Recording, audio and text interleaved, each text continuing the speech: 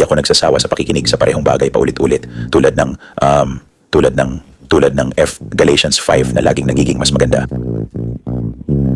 Binasa ko ito. Hindi ko alam kung ilang beses ko ito binasa ngayong araw.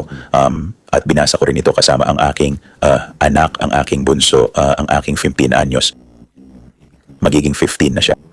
At ito'y nagiging mas maganda ng mas maganda habang naniniwala ako ng higit pa at higit pa. Ito'y nagiging, ang salita ng Diyos ay nagiging mas buhay, mas nangingibabaw sa puso ko, parang bumabaha sa puso ko. At kapag bumabaha at sinasapawan nito ang puso ko, ang salita at puso, ang espiritu, ito'y nagmamaterya.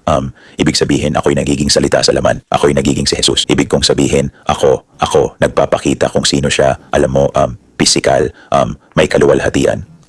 Sa pamamagitan ng sisidlang ito. At alam mo, ito ay mga bagay na hindi talaga itinuturo dahil ang mga tao sa buong mundo ay hindi kayang ituro ang mga ito dahil hindi sila nabubuhay mula sa pag-ibig, sa pagiging hindi makasarili, sa pagtanggap na walang may utang sa akin, na hindi ako nandito para sa sarili ko.